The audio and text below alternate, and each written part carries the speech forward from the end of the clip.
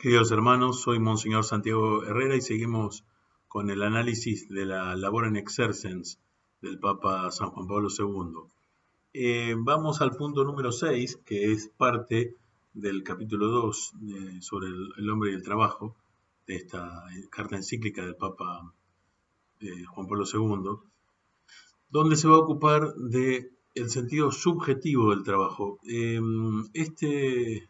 Es decir, lo que venía diciendo es que el trabajo tiene como un aspecto, un sentido objetivo, es decir, hay una acción realizada que produce una transformación del mundo, pero a la vez, ¿no es cierto?, quien realiza el trabajo es un sujeto, una persona, que es el ser humano, y por lo tanto en esto consiste el valor principal del trabajo, en el valor subjetivo, el que le da real valor al trabajo, ¿no es cierto?, es el hecho de que lo haga un ser humano y con su dignidad, que eso es, ¿no es cierto?, el centro de las cuestiones sociales sobre el trabajo. Eso es lo que vamos a ver ahora.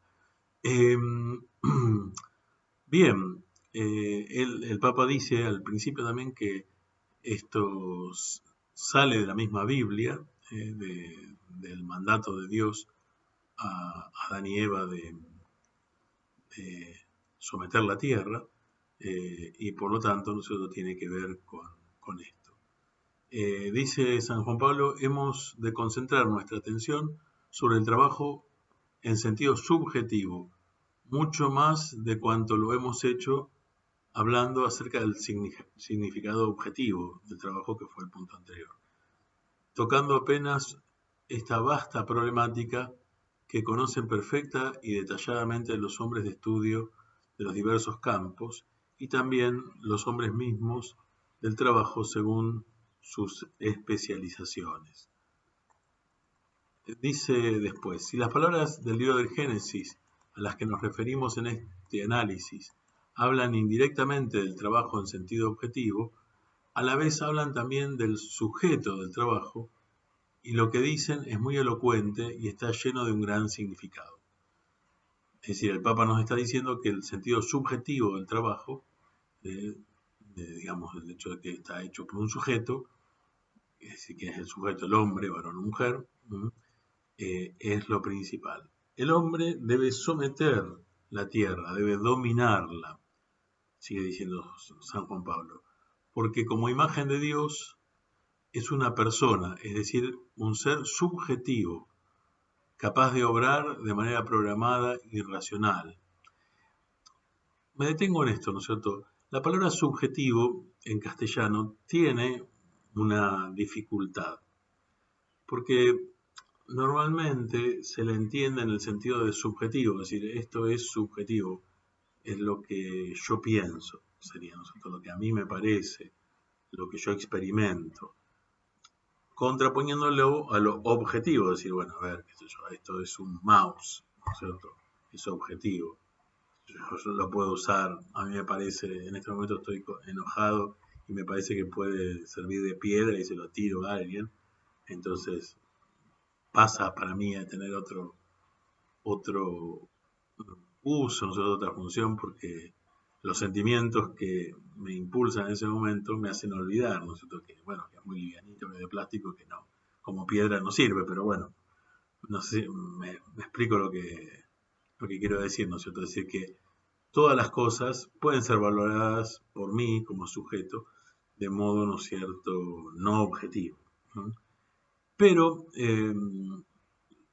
subjetivo, ¿no es cierto?, que puede tener este valor así como de opinable, también significa, ¿no es cierto?, que no, que bueno, justamente el hombre, como es sujeto y como es un sujeto que tiene sus pensamientos, su manera de ver las cosas, etcétera, de alguna manera transforma la realidad cuando la utiliza, y por lo tanto, al poner su mente en las cosas y transformarlas, eso genera un montón de cambios sobre la realidad, cambios que pueden estar dirigidos, ¿no es cierto?, al fin último del hombre, que es su bien personal, o que pueden frustrar eso.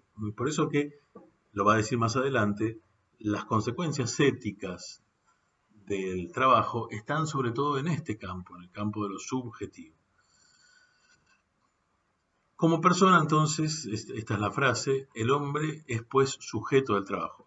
Yo recién lo dije, pero lo quiero profundizar. Dice el hombre, después vamos a ver. Nosotros podemos entender esta palabra hombre como varón, pero cometeríamos un error.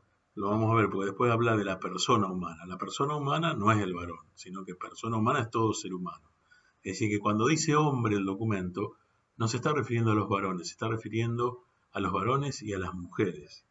Esto es muy importante porque justamente solo así se puede entender verdaderamente el documento. Si no, si nosotros le metemos todas las dificultades de género, etcétera, de hecho la palabra género se utiliza, pero se utiliza en un sentido totalmente distinto. Y acá me quiero meter con una cuestión que es importante también. Es decir, fíjense, la ideología de género intenta transformar las palabras, retorciéndolas, ¿no es cierto?, de una manera que después hace imposible cualquier diálogo. ¿Por qué? Porque todo está como teñido por esa ideología, con pretendidos derechos, etcétera, que teóricamente son conculcados, no sabemos por qué, por quién, ¿no es cierto? Es decir, puede que eso haya ocurrido en un sector o en vastos sectores de la sociedad, pero justamente eso ocurrió porque las personas entendían las palabras y las ideas de un modo también equivocado.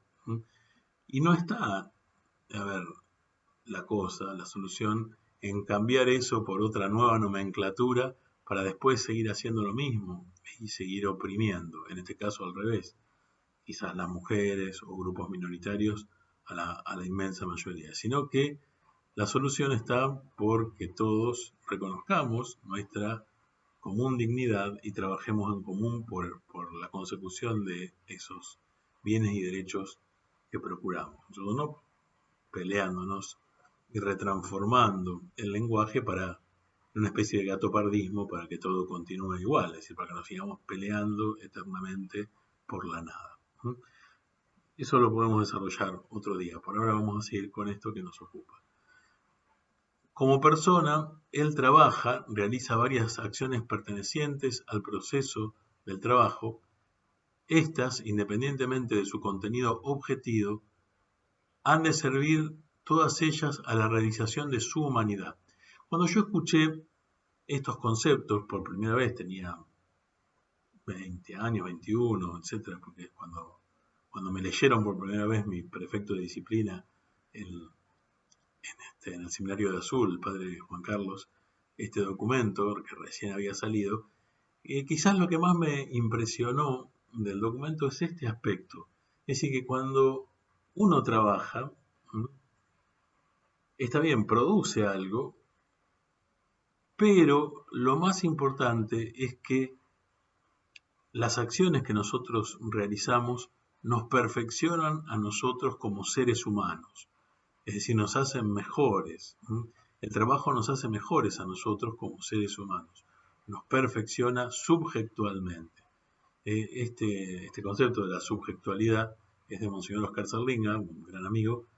Lo cito porque por lo menos yo se lo escuché por primera vez a él.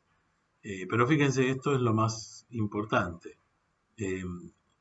Justamente, es decir, nosotros, los seres humanos, somos sujetos de la acción, pero a la vez la acción, cuando la realizamos, esto es de San Juan Pablo, nos perfecciona a nosotros. Al perfeccionamiento de esa vocación de persona que tiene en virtud de su misma humanidad. Las principales verdades sobre este tema han sido últimamente recordadas por el Concilio Vaticano II en la Constitución Gaudium et Spes, sobre todo en el capítulo 1, que está dedicado a la vocación del hombre, nos recuerda San Juan Pablo, y yo les recuerdo que San Juan Pablo fue uno de los redactores de la Gaudium et Spes, por eso nosotros que la conoce profundamente.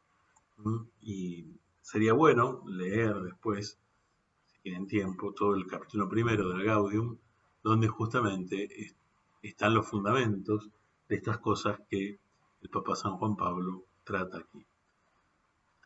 Así, ese dominio del que habla el texto bíblico, que estamos analizando se refiere no solo a la dimensión objetiva del trabajo, sino que nos introduce contemporáneamente en la comprensión de la dimensión de su dimensión subjetiva. El trabajo entendido como proceso mediante el cual el hombre, es decir, varón y mujer, y el género humano someten la tierra, corresponde a este concepto fundamental de la Biblia. Solo cuando, al mismo tiempo, en todo este proceso, el hombre se manifiesta y confirma como el que domina. ¿A quién se está refiriendo? Ven de vuelta. Al hombre, varón, mujer. Es decir, el que domina, el que es dominus y domina, ¿cierto? El que es señor y señora, son el hombre y la mujer de todas las cosas. Ese dominio se refiere, en cierto sentido, a la dimensión subjetiva más que a la objetiva. Esta dimensión condiciona la misma esencia ética del trabajo. Pero ya se los había adelantado, ¿no? Es decir, este carácter subjetivo del trabajo condiciona la dimensión ética. En efecto, no hay duda de que el trabajo humano tiene un valor ético, el cual está vinculado completa y directamente al hecho de que quien lleva a cabo la acción es una persona, un sujeto consciente y libre, es decir, un sujeto que decide por sí mismo. Por esa misma razón, ¿no es cierto?, el trabajo humano es trabajo libre y consciente, así debe ser, ¿no es cierto?, para que sea plenamente humano y para que realice al ser humano como tal. Esta verdad, que constituye en cierto sentido el meollo fundamental y perenne de la doctrina cristiana sobre el trabajo humano, ha tenido y sigue teniendo un significado primordial en la formulación de los importantes problemas sociales que han interesado épocas enteras. Y ahí entonces el Papa empieza a hacer toda una descripción histórica de cómo el trabajo se ha desarrollado y esta dimensión subjetual se ha desarrollado a lo largo de los tiempos. En la Edad Antigua, dice el Papa, introdujo entre los hombres una propia y típica diferenciación en gremios según el tipo de trabajo que realizaban. El trabajo que exigía de parte del trabajador el uso de sus fuerzas físicas, el trabajo de los músculos y de las manos, fue considerado durante mucho tiempo indigno de los hombres libres y por ello era ejecutado por los esclavos. Esta división, ¿no es cierto?, del trabajo surgió históricamente así, ¿no es cierto? No, fíjense que esto no está dicho así en el libro del Génesis. Es decir, en ningún momento dice Dios a Adán y Eva que tienen que someter a los demás. Lo que dice, o someterse entre sí, e introduciendo una especie de lucha de clases interna varón-mujer. Eso no está en el plan original de Dios, sino que ellos estaban llamados a cooperar en ese proceso co-creativo con Dios mismo y entre ellos.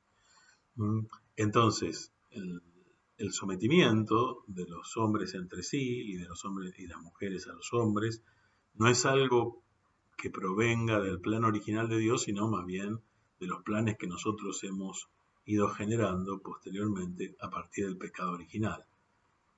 Es decir, las formas de esclavitud y todo eso no se las podemos endilgar a Dios así nomás, sino que Dios las ha tolerado por nuestra debilidad, pero no es que Él nos ha pensado así para que nos esclavicemos o para que nos sometamos entre nosotros. Ese no es el plan de Dios.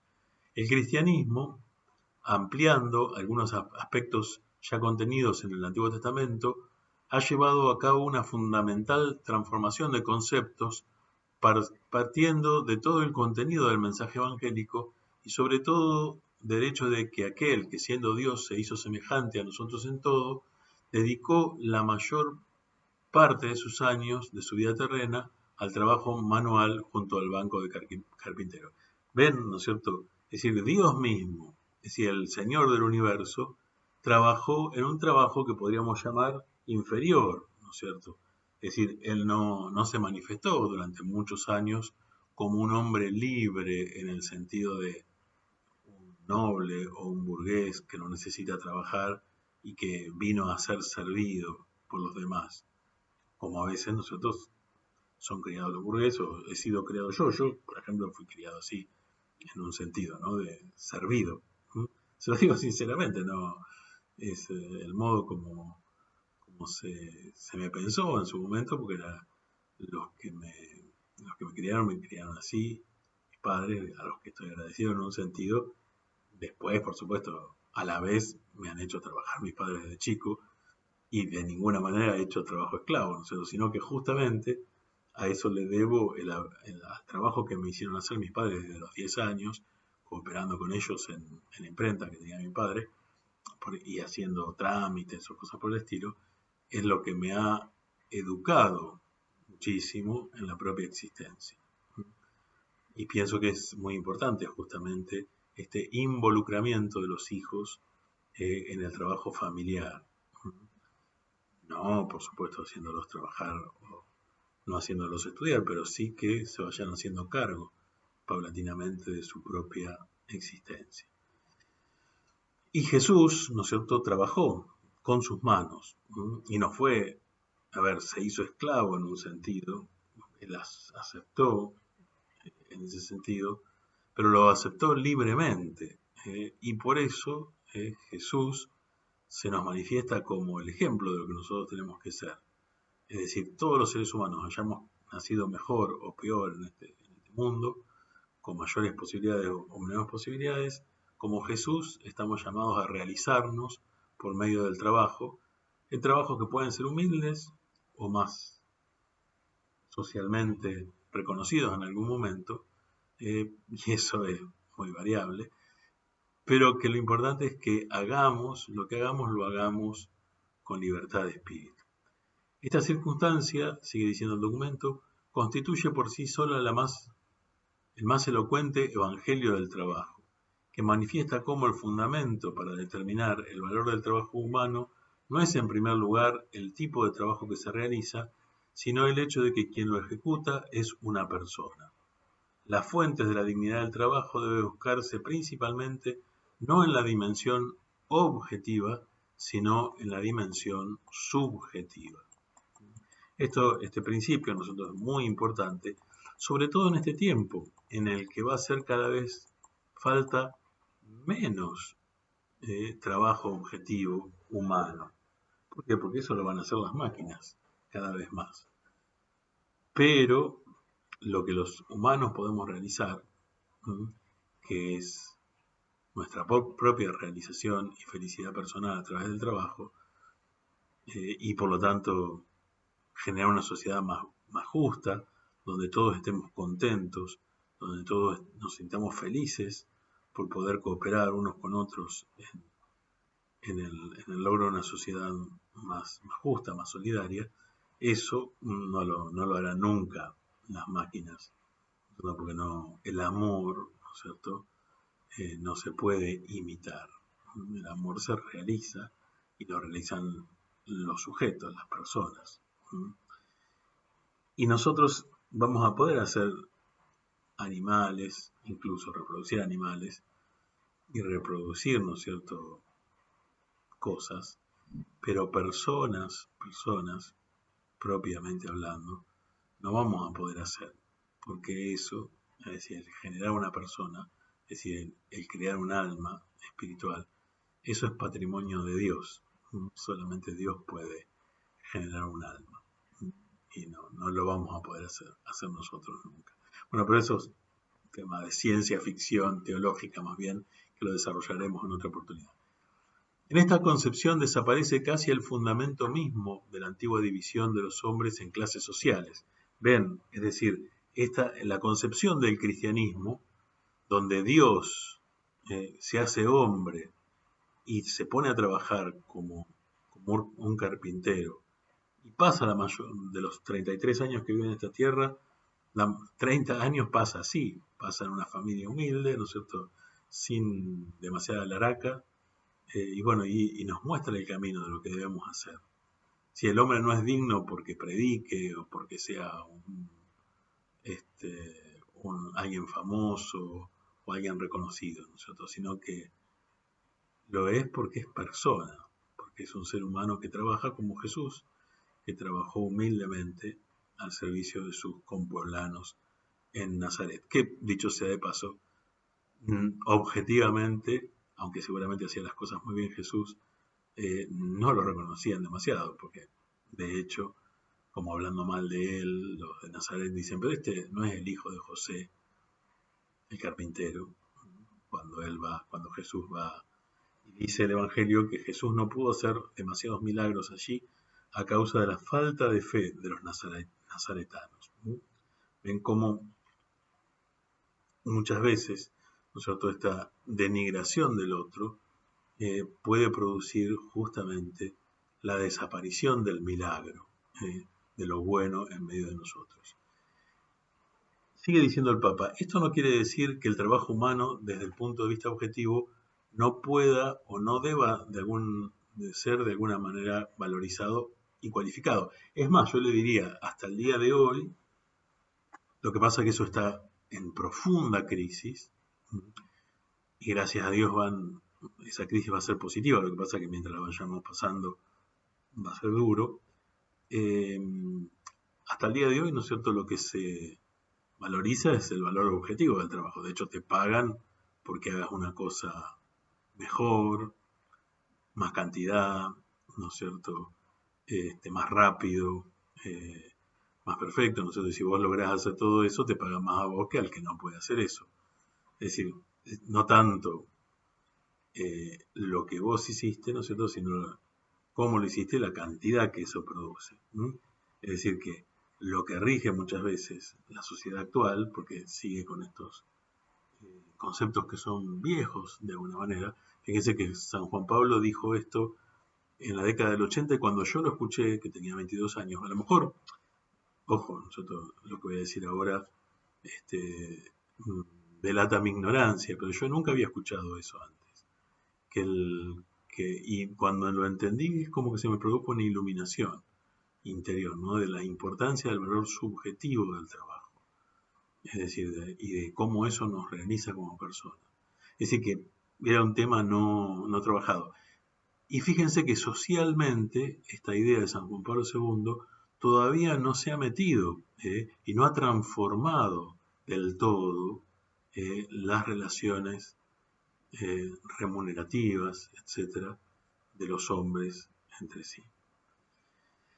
Bien, quiero decir solamente que el primer fundamento del valor del trabajo es el hombre mismo, su sujeto. A esto va unida inmediatamente una consecuencia muy importante de naturaleza ética. Es cierto que el hombre está destinado y llamado al trabajo, pero ante todo el trabajo está en función del hombre y no el hombre en función del trabajo. Juan Pablo está diciendo acá lo que dijo Jesús, de alguna manera, pero lo está. Si el sábado, las cosas, aún el trabajo, que es una cosa muy importante, no es que el hombre está hecho para trabajar, sino que trabajar está hecho para el hombre. Como el sábado está hecho para el hombre, la comida está hecha para el hombre.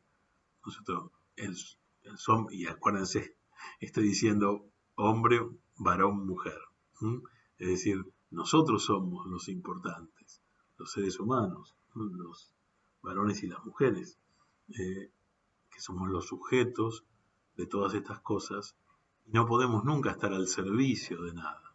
Nadie puede estar al servicio de algo o de alguien que no sea Dios. Nosotros, Dios sí, por supuesto, pero Dios no te reclama nada porque no necesita nada. Con esta conclusión se llega justamente a reconocer la preeminencia del significado subjetivo del trabajo sobre el significado objetivo. Dado este modo de entender y suponiendo que algunos trabajos realizados por los hombres puedan tener un valor objetivo más o menos grande, sin embargo queremos poner en evidencia que cada uno de ellos se mide sobre todo con el metro de la dignidad del sujeto mismo del trabajo, o sea, de la persona, del hombre que lo realiza. A su vez, independientemente del trabajo que cada hombre realiza y suponiendo que ello constituya una finalidad, a veces muy exigente, de su obrar, esta finalidad no posee un significado definitivo por sí mismo. Es decir, nuestro trabajo no vale por los resultados solamente, no por lo que produzcamos, sino porque nos perfecciona, porque nos mejora y porque nosotros como sujetos lo realizamos. De hecho, en fin de cuentas, la finalidad del trabajo, de cualquier trabajo realizado por el hombre, aunque fuera el trabajo más corriente, más monótono en la escala del modo común de valorar, e incluso el que más margina, permanece siempre el hombre mismo. Muy bien, hasta acá llegamos con el punto 6. Seguimos el día de mañana, que Dios los bendiga.